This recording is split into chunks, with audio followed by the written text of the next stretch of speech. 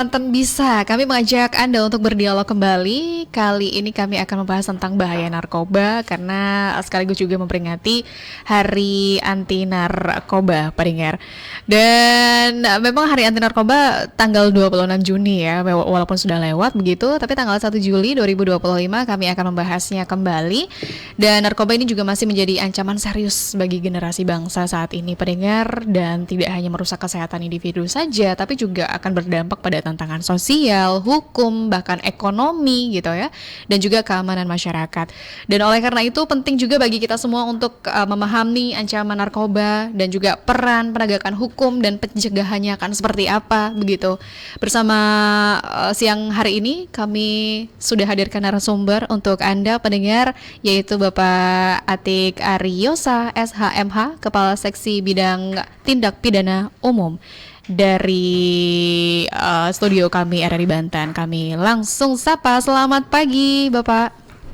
Pagi. Selamat pagi. Kabar baik hari ini Pak? Alhamdulillah sangat-sangat baik. Sangat baik. Dan dalam program Jaksa Menyapa ya Pak, sekali lagi Bapak adalah Kepala Seksi Bidang Tindak Pidana Umum Kejaksaan Tinggi Banten Pak. Kita akan membahas tentang bahaya narkoba.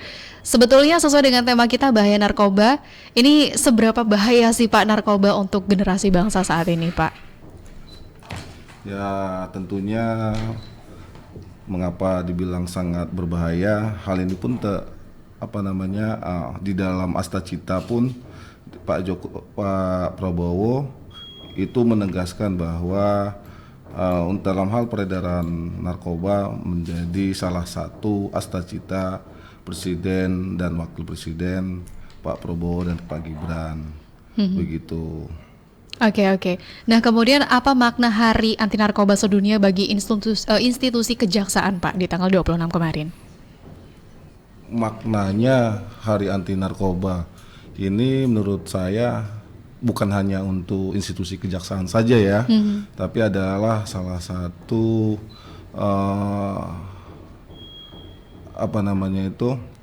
salah satu bentuk kita memperingati hari untuk memerangi Hari Narkoba begitu. Tapi dalam hal penegakan hukum dalam memerangi narkoba bukan hanya pada tanggal dirayakannya Hari Narkoba, tapi setiap hari kita harus melawan narkoba. Oke, baik. Dan kalau kita melihat situasi saat ini ya Pak ya di Indonesia ini banyak sekali dikit-dikit narkoba di daerah A, narkoba di daerah B, narkoba lagi gitu. Nah, bagaimana situasi penyalahgunaan narkoba saat ini di wilayah Banten mungkin ya? Ini terutama di sisi penegakan hukumnya Pak. Kalau untuk keseriusan Kejaksaan Tinggi Banten dalam memerangi perkara narkotika, di sini bisa kita lihat keseriusan kami untuk wilayah Kejaksaan Tinggi Banten. Dapat saya sampaikan untuk tuntutan mati pada tahun 2024 sebanyak 21 orang. Sedangkan di tahun sampai dengan saat ini di tahun 2025 ini 9. Dan ini masih ada usulan juga, kita tinggal menunggu petunjuk pimpinan. Itulah bentuk keseriusannya. Oke. Itu berarti berdasarkan data yang ada saat ini ya Pak ya. Baik. Kalau untuk secara keseluruhan mungkin dari tahun kita menarik 1 tahun ke belakang ya Pak. Di tahun 2024 dibandingkan dengan tahun saat ini di bulan yang sama, untuk tingkatannya sendiri apakah terjadi penurunan atau mungkin kenaikan seperti apa Pak? Kalau dilihat dari grafiknya ini meningkat kalau untuk tuntutan matinya ya. Karena di tahun 2024 kita ini untuk tuntutan maksimal ini, kalau untuk tuntutan narkotika itu ada 3. Satu adalah tuntutan kita tuntut maksimal 20 tahun, seumur hidup dan tuntutan mati. Nah di tahun 2025 selain kita tuntut mati sebanyak 9 orang, bahwa sampai dengan saat ini untuk tuntutan seumur hidup 6 orang. Jadi untuk peningkatan itu sangat jelas bisa dilihat. Di tahun 2024 kita hanya menuntut sebanyak untuk seumur hidup itu hanya 3. Sekarang sampai dengan di bulan Juli di tanggal 1 ini sudah 6 begitu. Apa yang menyebabkan hal tersebut menjadi meningkat nih Pak? Ya kalau misalkan meningkat bahwa pastinya tindak pidana yang ada di wilayah narkoba semakin banyak dalam pengungkapan yang dilakukan dari mitra kami baik.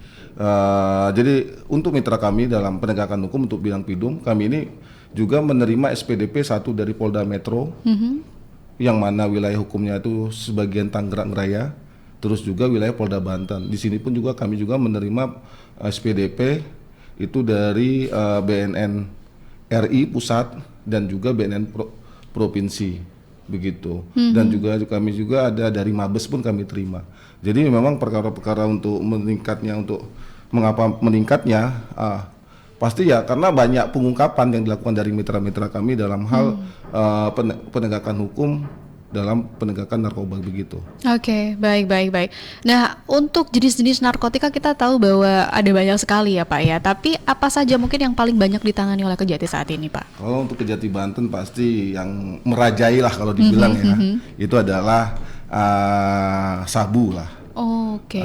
Sabu, terus yang kedua itu adalah ganja, dan yang ketiga itu adalah tembakau. Nah, tembakau sintetis nih yang mungkin masyarakat atau kawan-kawan yang pendengar semuanya masih awam gitu kan. Nah jadi dan juga ada juga pengungkapan heroin. Terus satu lagi kami waktu itu melakukan penanganan perkara dari Mabes terkait liquid ganja. Nah, baru tahu kan? Baru tahu nih Pak. Liquid ganja itu datangnya dari Thailand karena di sana itu dihalalkan lah maksudnya. Tapi kalau untuk di tempat kita kan itu kan ada 2 kasus itu ditangkap atau diungkap oleh kawan-kawan, satu dari Mabes dan satu dari Polda begitu. Oke. Baik, tadi juga disebutkan ada tembakau sintetis ya, betul ya Pak? Ya. Apakah ini juga jenis baru atau memang lama atau bagaimana Pak? Ya sebenarnya kalau dibilang baru nggak terlalu baru juga, kalau bilang lama nggak terlalu lama juga ya kan. Tapi masyarakat mungkin baru mendengar lah tembakau sintetis atau disebut dengan tembakau gorila. Nah jadi ya efeknya sebenarnya ya untuk senyawa, sebenarnya kalau untuk tembakau sintetis ini, gorila ini adalah senyawa kimia yang disemprotkan ke tembakau. Nah efeknya ya akhirnya halusinasi, terus merasa ya inilah dampaknya bagi kesehatan yang pasti tidak bagus lah. Oke. Baik, tadi yang paling banyak atau yang paling populer untuk jenis narkotika yang ditangani oleh Kejati adalah sabu. Ya Pak ya. Kenapa itu bisa lebih banyak Pak? Ya karena sekarang kalau bisa dilihat beralih ya, kalau misalkan di di awal-awal tahun 2020-an itu banyak masyarakat itu menggunakan ekstasi. Nah kalau sekarang untuk saat ini adalah sabu, dan ya mungkin karena mudah didapat. Dan untuk sabu ini medianya tuh untuk diri pribadi pun dia bisa menggunakan sendiri. Nah kalau misalkan dulu zaman masih tahun 2000 ke bawah itu adalah ekstasi karena medianya adalah mungkin dia musik begitu. Nah jadi ya itulah yang mengakibatkan ya inilah yang sabu inilah yang sangat banyak untuk yang dilakukan penangkapan dari mitra-mitra kami dari penyidik begitu. Oke, tapi ini berarti mungkin apakah juga sebuah tantangan tersendiri mungkin ya Pak dari Kejati untuk menghadapi kasus-kasus tersebut, salah satunya si sabu ini. Nah, tapi apakah juga ada tantangan lain atau mungkin tantangan terbesar mungkin yang dihadapi oleh Kejati Pak? Kalau untuk tantangan, karena ini menurut kami adalah rutinitas ya, karena kan perkara ini bukan hanya dilihat yang masuk ke Kejaksaan Tinggi Banten atau wilayah Kejaksaan Negeri Banten itu bukannya hanya narkotika saja, bukan narkotika, ada perkara lain. Mungkin tantangannya cuma satu ya mungkin ya terkadang kami melakukan ya penegakan hukum, akan tetapi ternyata ya kan dari menurut kami bahwa yang bersangkutan adalah dihukum mati, tapi mungkin karena penilaian dari pihak hakim bahwa itu dilakukan seumur hidup. Mungkin itu tapi perbedaan pandangan ya bagaimana dalam hal memberikan ganjaran lah istilahnya begitu. Iya.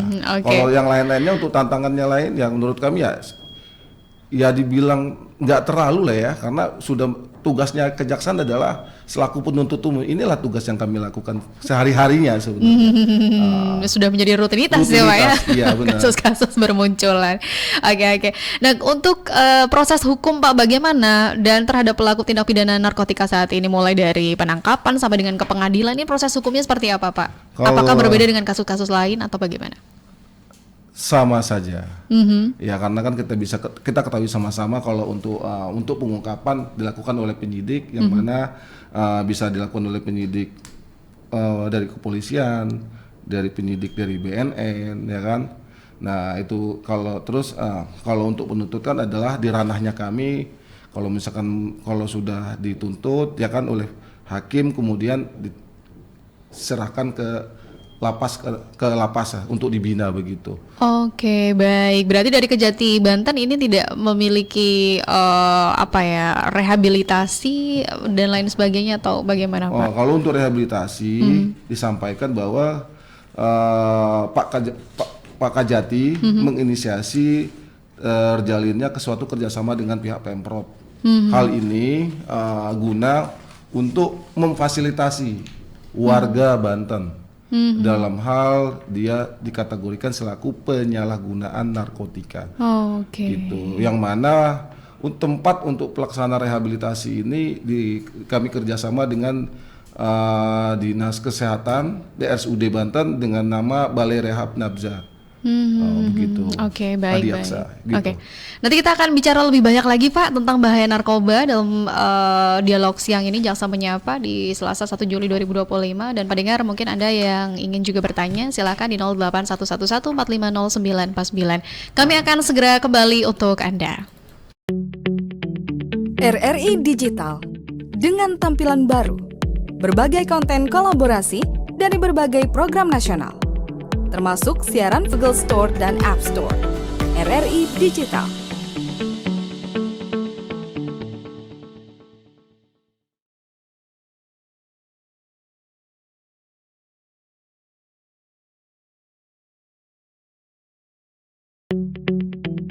RRI Digital dengan tampilan baru, berbagai konten kolaborasi dari berbagai program nasional dan App Store. RRI Digital.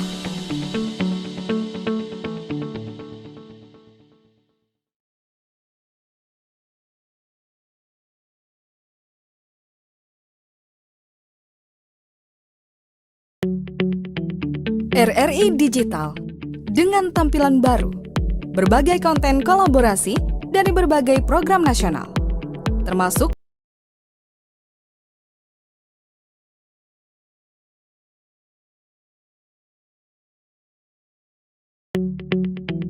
RRI Digital dengan tampilan baru, berbagai konten kolaborasi dari berbagai program nasional, Google Store dan App Store. RRI Digital.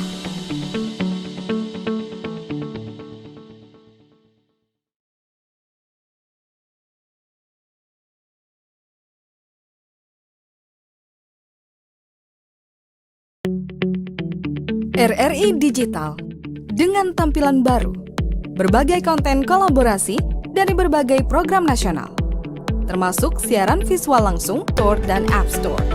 RRI Digital.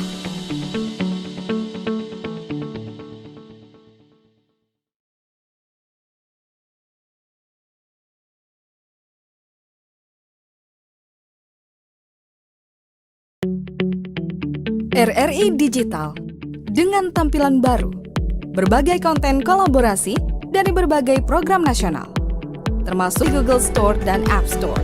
RRI Digital.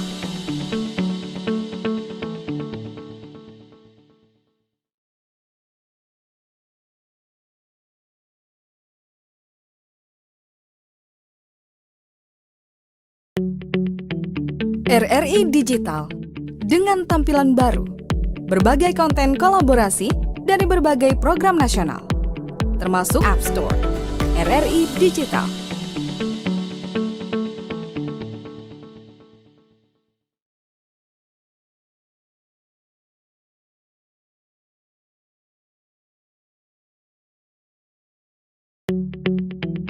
RRI Digital dengan tampilan baru, berbagai konten kolaborasi dari berbagai program nasional, Store dan App Store. RRI Digital.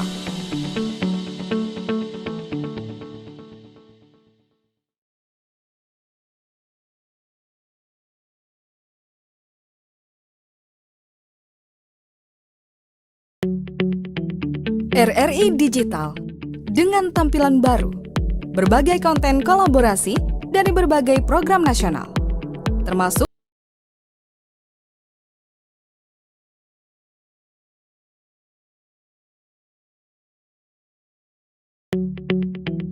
RRI Digital dengan tampilan baru, berbagai konten kolaborasi dari berbagai program nasional, termasuk siaran visual langsung, siaran radio langsung, daftar. Yang pendengar, kita masih dalam program Jaksa Menyapa di Banten Bisa. Untuk hari ini kita membahas tentang bahaya narkoba yang tidak pernah usai. Nggak tahu nih narkoba bakal usai sampai kapan ya pendengar ya. Dan kita juga masih membahasnya bersama dengan narasumber saya, Bapak Atik Aryosa SHMH, Kepala Seksi Bidang Tindak Pidana Umum Kejaksaan Tinggi Banten. Selamat siang Pak. Siang kembali. Masih semangat ya Pak ya? Semangat. Masih semangat. Nah ini tadi juga sudah masuk beberapa pertanyaan Pak dari pendengar yang sudah kami himpun, dan juga ada pertanyaan juga mungkin lain ya. Ini mengenai pemakai dan kurir, ini hukumannya sama atau berbeda sih Pak nantinya? Pemakai dan kurir ya. Kalau misalkan kita lihat itu bisa, kita tidak bisa langsung stigma langsung ini adalah kurir, ini adalah pemakai ya kan. Kita lihat nanti bagaimana bentuk dari kasus utuhnya dulu. Begitu, baik itu dia pengedar, terus dia kurir. Kalau untuk pemakai dalam hal beda ya, karena untuk pemakai di sini kejaksaan yang tadi saya sampaikan sudah bekerja sama dengan pihak Pemprov dengan dibentuknya Balai Rehab Adiaksa yang bekerja sama dengan RSUD Banten, itu ada kekhususan dalam hal penanganannya. Nah jadi kerjasama ini pun sudah berlangsung sudah tahun 2000 berapa itu ya, yang dari tahun yang lalu lah 2024 lah ya, kerjasama ini dengan pihak RSUD Banten begitu. Oke, baik. Nah kalau untuk perkara narkoba Pak, ini seperti apa sih Pak yang mungkin juga mendapatkan restoratif justice begitu bagi pelakunya? Nah kalau untuk restoratif justice dalam penanganan perkara, kalau misalkan kita lihat, memang umumnya masyarakat menilai itu adalah restoratif justice. Tapi kalau misalkan dalam hal kejaksaan, nah di sini pimpinan kami telah membuat pedoman sebagai acuan kami untuk menyelesaikan penanganan perkara tindak pidana penyalahgunaan narkotika melalui rehabilitasi dengan pendekatan keadilan restoratif sebagai pelaksanaan azas dominus litis. Nah, pedoman ini yang dibuat di tahun 2021 ini, itu latar belakangnya adalah dikarenakan jumlah penghuni lembaga pemasyarakat yang melebihi kapasitas atau disebut dengan overcrowding. Nah, dan karena sebagian besar merupakan tindak pidana narkotika. Ini yang kita lihat oleh itu, makanya dengan memayungi pedoman terkait penyelesaian penanganan perkara ini, bentuk itulah yang dilakukan oleh pimpinan kami bekerja sama membentuk Balai Rehab Adiaksa. Sampai dengan saat ini memang dalam untuk penyelesaian penanganan perkara narkotika ini, untuk tahun 2004 ada 4 tersangka, dan sampai dengan tahun 2005 ini baru 2 tersangka. Dan 1 disampaikan bahwa dalam hal rehabilitasi ini ada 2, adalah rehabilitasi medis dan rehabilitasi sosial. Dan kedua-duanya dilakukan di Balai Rehab Adiaksa. Dan itu adalah hasil persetujuan dari pimpinan pusat kami yang ada di Kejaksaan Agung begitu. Jadi tidak sekonyong-konyongnya, oh langsung aja nih kita terima, enggak juga, karena pimpinan kami sangat menfilter jangan sampai nanti kewenangan yang ada di kami ini nanti banyak disalahgunakan, dan ini sangat diawasi oleh pimpinan kami begitu. Dengan catatan ada sesuatu langsung dapat hukuman begitu. Oke, baik. Nah, kemudian Pak Atik, ini sudah banyak sekali pertanyaan yang berhasil kami himpun Pak. Salah satunya ada Mamah Cici dari Panimbang Pandeglang. Mau tanya, kalau ada pemakai baru atau masih anak-anak, apa kena pidana juga Pak? Terima kasih. Nah, pemakai baru, kalau sebaiknya kalau untuk pemakai baru keluarga mengetahui agar melapor segera. Ya kan, jangan sampai nanti dia terjerumus lebih dalam begitu. Untuk itu bisa melaporkan ke pihak BNN, karena pihak BNN juga dia nanti akan bekerja sama dengan pihak Lido dalam hal pemasyarakat, dalam hal penempatan di mana dia akan dirawat begitu, dilakukan rehab begitu. Oke. Nah ini juga banyak yang terjadi Pak sebetulnya. Ini mungkin ada di lingkungan kita mengetahui bahwa ini orang ini seperti pemakai gitu, atau bahkan mereka sudah terang-terangan make gitu di depan teman-teman ya. Tapi mungkin kita sebagai teman atau mungkin sebagai keluarga, kita takut untuk melaporkan orang tersebut karena kita takut diancam misalnya pelaku. Nah ini untuk privasinya seperti apa Pak? Apakah juga mendapatkan perlindungan hukum atau seperti apa? Dalam hal pelaporan untuk tindak pidana narkotika ini, pelapor pasti sangat-sangat dijaga ya oleh penyidik. Makanya ya toh juga dalam hal pengungkapan kasus juga yang kami lihat bahwa semuanya itu sebagian besar seluruh pelapor itu disamarkan. Jadi kalau misalkan kami baca dalam berkas perkara bahwa dari informasi masyarakat yang dapat dipercaya, dan di saat itu saksi pelapor pun untuk dalam hal penanganan pengungkapan di dalam pengadilan yang kami datangkan hanyalah saksi penangkap, bukan pelapornya tidak ada begitu. Jadi kalau masyarakatnya peduli dengan lingkungannya, peduli dengan keluarganya, peduli dengan daerahnya, ya segera laporkan. Mari kita memerangi narkoba secara bersama-sama. Oke, baik. Jadi jangan takut untuk melapor ya Pak ya? Jangan takut untuk melapor. Oke, baik. Kemudian ada Arif di Bojonegara. Pak, kasus narkoba yang ditaktakan itu apa bisa dikenakan pasal TPPU juga ya Pak? Nah, ini yang disampaikan tadi ada beberapa disampaikan ditanyakan jenis-jenis ya. Nah, ini yang dikatakan, kebetulan saya selaku jaksana dan saya juga sidang di situ. Jadi untuk perkara yang ditaktakan itu dikenakan 3 pidana. Tiga persangkaan. 1 dia melakukan narkotika, 1 dia melakukan undang-undang kesehatan, dan 1 sedang dilakukan TPPU oleh penyidik BNN RI. Begitu. Jadi ada 2 penyidik, kalau untuk narkotikanya di BNN RI, TPPU-nya di BNN, terus untuk yang kesehatannya dilakukan oleh BP POM Pusat begitu. Dan untuk yang saat ini untuk TPPU-nya sedang dilakukan penyidikan oleh teman-teman kita dari BNN RI begitu. Dan untuk jenis narkotika ini untuk disampaikan bahwa itu adalah bentuknya tablet PCC. Nah, tablet PCC inilah yang ada kandungan yang merupakan bagian dari narkotika, termasuk dalam golongan narkotika begitu.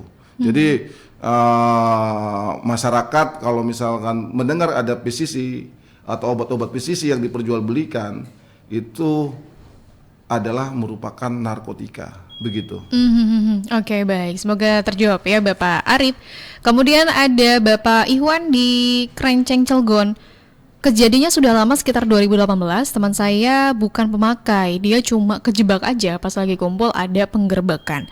Kenapa ya Pak? Akhirnya teman saya ikut diperiksa, sempat ditahan juga beberapa malam. Itu gimana proses hukumnya Pak? Terima kasih. Nah, jadi begini, kalau untuk dalam hal dia diamankan, jadi kita harus tahu dulu bagaimana diamankan, bagaimana ditangkap, bagaimana ditahan. Nah, untuk sampai dengan proses ke persidangan, itu penyidik atau pihak kepolisian itu melakukan upaya-upaya penyelidikan dengan cara dia wawancara, memeriksa. Nah, dalam hal ini tidak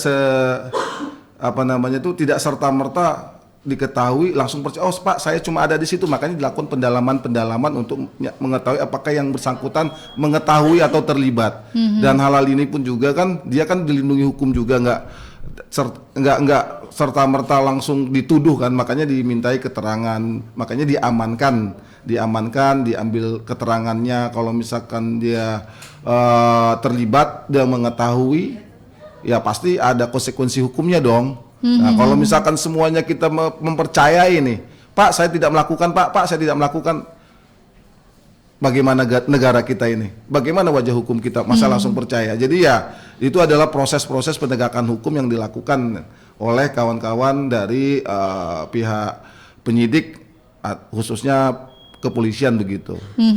Oke, baik. Ini memang kalau kita bicara narkoba tidak pernah habis ya Pak ya. Ini 1 jam juga kayaknya kita nggak cukup nih untuk bahas narkoba. Harusnya 2 hari, 3 hari. Nah tapi Pak, mungkin ada saran tidak sih Pak untuk generasi muda sekarang nih Pak, agar tidak terjerumus ke dalam penyalahgunaan narkoba Pak? Kalau saran-saran selalulah berpikir positif.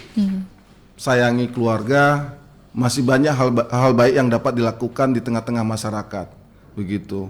Karena sekali kita terjerumus di narkoba, mohon maaf, kita akan masuk dalam lingkaran hitam yang di saat kita keluar itu sangat-sangat susah. Karena akan stigma bahwa di otak kita bahwa narkoba sudah menggerogoti pikiran kita. Jadi ya selalu berpikir positif, lakukan hal yang terbaik bagi dirimu, keluarga dan orang tuamu, berpikirlah untuk masa depan. Mungkin begitu menurut saya ya. Iya, iya. Apalagi masih muda nih, harapannya masih panjang. Sangat panjang. Iya kan, betul. Pak, kalau saluran pengaduan atau mungkin informasi publik begitu Pak, yang bisa dimanfaatkan masyarakat kalau misalnya ada pengaduan narkoba, seperti apa Pak? Kalau untuk pengaduan narkoba, ya bisa disampaikan. Mungkin penegak hukum punya hotline-nya masing-masing. Bisa disampaikan dengan disamarkan, dikirim via email tanpa harus tanpa harus jumpa ya, dengan melampirkan identitas atau kelengkapan pengaduan yang disampaikan melalui hotline. Dan satu, kami minta dalam hal melaporkan pengaduan jangan mengada-ada. Jadi harus sebenar-benarnya memang melaporkan memang ada suatu kejadian, ada pelanggaran suatu tindak pidana. Jadi kalau misalkan mereka mau melapor, silakan lapor untuk menjaga lingkungannya, karena siapa lagi yang bisa menjaga lingkungan kita kalau nggak kita yang ada di lingkungan itu, begitu Mbak. Betul. Dan ada lagi mungkin yang ingin disampaikan Pak terkait dengan bahaya narkoba di Hari Narkotika Internasional Pak. Kalau hal-hal yang disampaikan, ya sebenarnya negara kita ini tidak habis untuk memerangi narkoba. Kami dalam hal penegakan hukum, khususnya kejaksaan, tidak henti-hentinya melakukan upaya-upaya penegakan dengan memberikan hukuman yang setimpal. Di hal ini bisa dilihat dari keseriusan kami dalam dalam menuntut terhadap terdakwa dengan, ya menurut saya sih, pengalaman saya dari selama hampir 22 tahun bekerja, ya mungkin inilah saat saya menduduki jadi kasih B atau kasih narkotika ya, nabza ya. Di saat ini tangan saya sudah, ya kalau bisa dibilang sangat berdarah-darah ya, tuntut mati, sumur hidup, usulnya begitu ya kan. Jadi ya sedih sih sebenarnya ngelihat negara kita ya, karena ya negara kita digerogoti oleh narkotika. Entah sampai kapan kita harus perang dengan narkoba.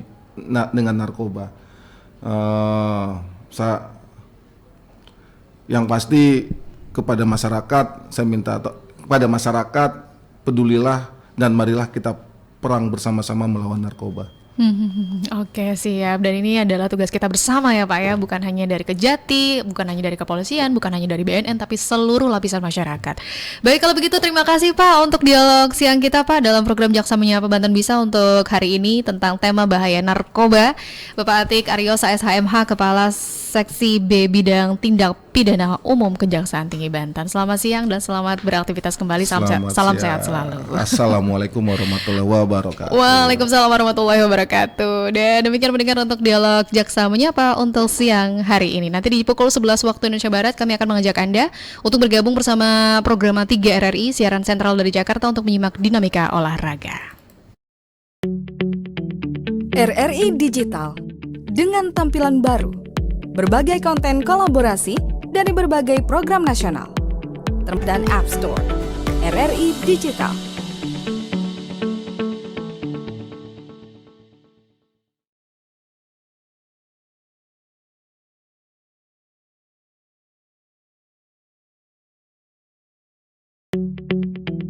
RRI Digital